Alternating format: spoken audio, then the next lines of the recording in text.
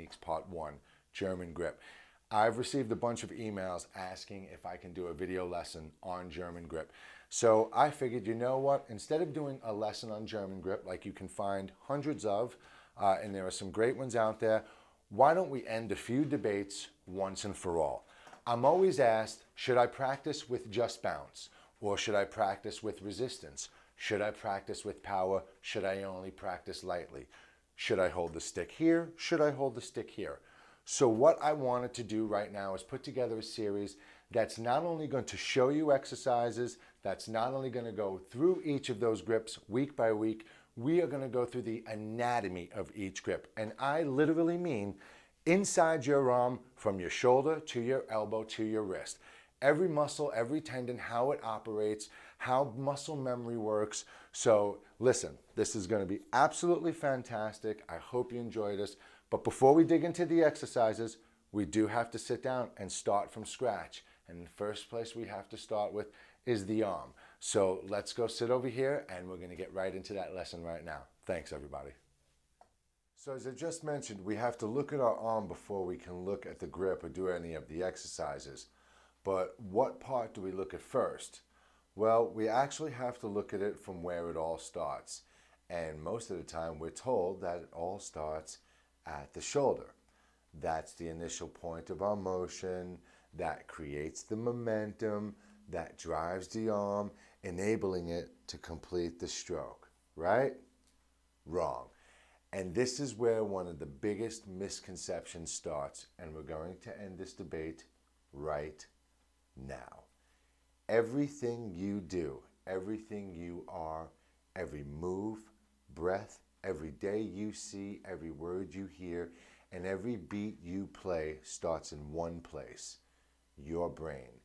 Your body, from skin to skeleton, organs to muscles, eyes to ears, your body is a vessel to carry your brain around. That's who you are.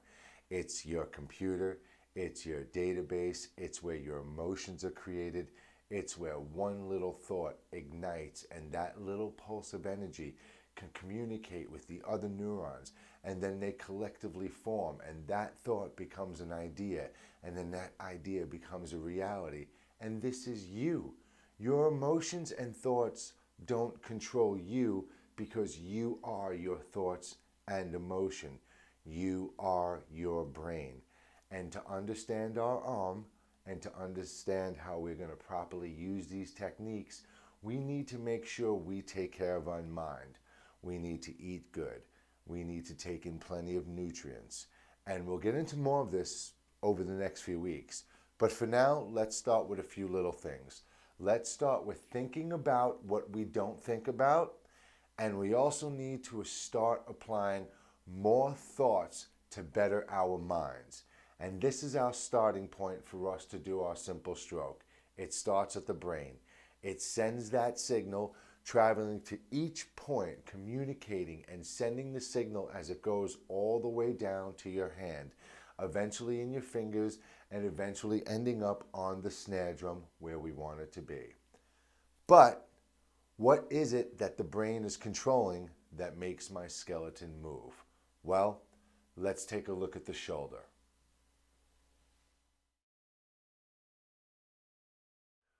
The shoulder is one of the most complicated joints in the human body, and it offers the most range of motion in comparison to other joints. The round top of the upper arm bone, the humerus, fits into a shallow socket located in the upper part of the scapula, just above the shoulder blade. This ball and socket arrangement allows the arm to move in most directions, including an arc, pretty much an arc of almost 360 degrees. The bones are connected by ligaments with cartilage in between them, but the design of the shoulder is not what implements the movement we want, it's the muscles. Tendons connect the muscles to the bone, and as we know, this is what moves our skeleton. But even a simple movement of the shoulder takes the coordination and assistance of muscles ranging from the back to the neck and to the chest, as we can clearly see in this diagram. And the next step is all the way down through the muscles and into our elbow. Let's take a look at the elbow. You know, the elbow joint is considered to be one of the most stable joints in the human body, believe it or not. The elbow serves two functions. It allows the bending and straightening of the arm, which we use all the time, and it allows the forearm to rotate in many complex positions. Without this joint, the arm would be almost functionless. And it's literally a pivotal point in our arm. It's the connecting point of our motion between our shoulder and our hands. So let's take a quick look at a hand x-ray.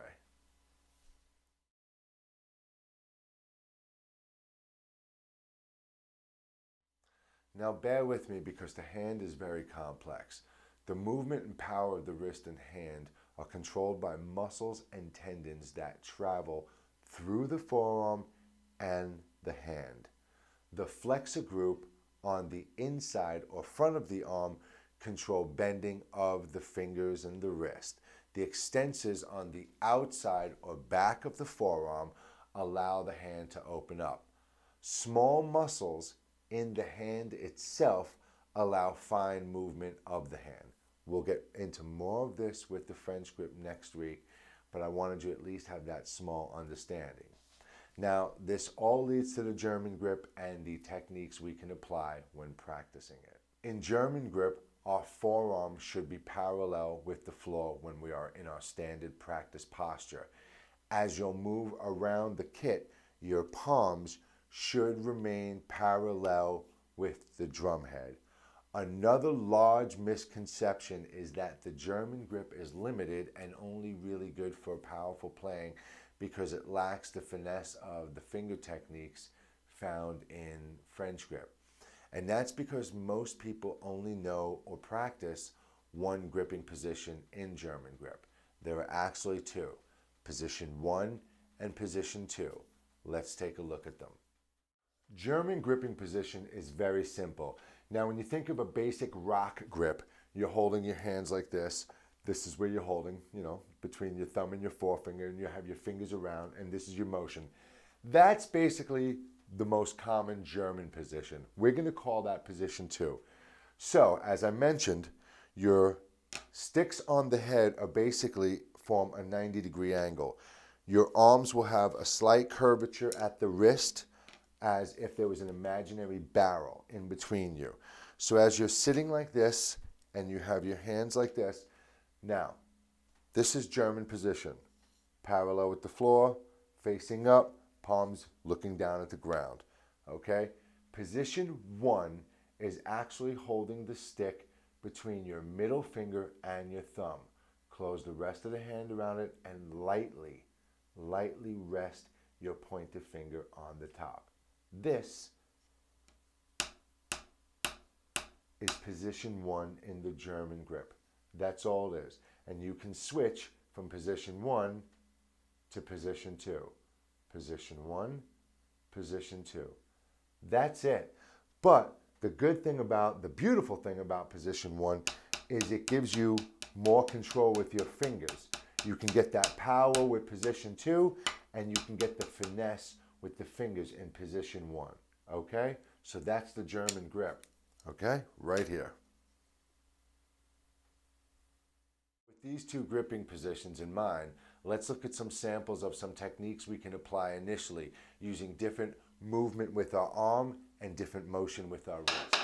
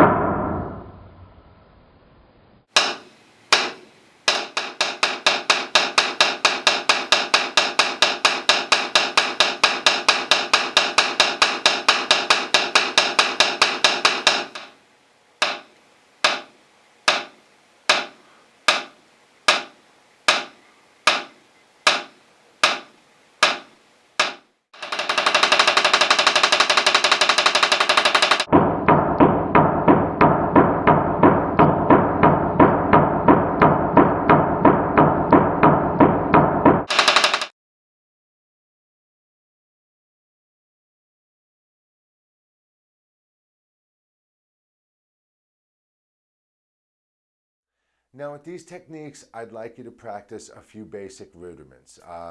Let's do paradiddles, doubles, 4 and 4. We'll do non-accented singles into blast singles, going from moderate speed to full power, and we'll throw in the mini molar, the push and pull technique.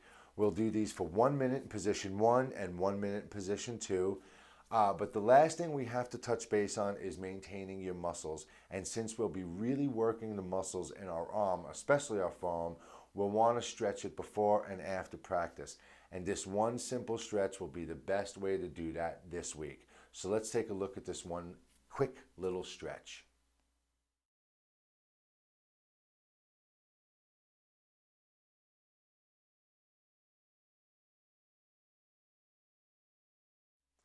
So let's jump behind the kit and I'll run through some of these in basic form, but you practice them this week using the techniques we spoke of while processing some of this new information with your brain in regards to your muscles and your movements and the signals.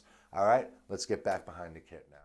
So now that we know how our arm works and why German grip is such an important grip and actually one of the best grips for development on the kit, we're going to do some basic exercises this week, and we're going to do them in both positions. You're going to do them in position 1 and you're going to do them in position 2. There are 5 simple exercises. You'll do them each 1 minute in each position every day. That's 10 minutes a day. I do not want to hear you don't have the time. Okay? The first one we're going to do is paradiddles. Simple, okay? We are going to run through a paradiddle, and I'm going to play a couple of examples right now. Now, when you're doing these at home, do them with a metronome. To get your form and movement right in each gripping position, use a metronome. Start off at a low tempo, 80 beats per minute, okay? And gradually each day work your way up. So right now I'm going to play a couple of paradiddles at a moderate tempo in position 1, and I'm going to shift into position 2, okay?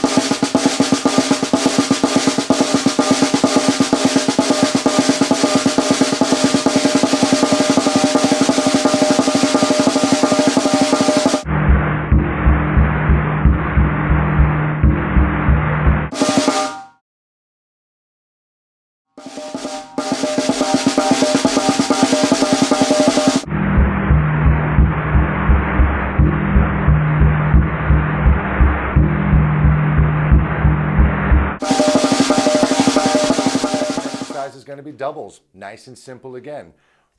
Great foundation, great posture as we spoke about, and again you're going to do them for 1 minute in position 1 and 1 minute in position 2, okay?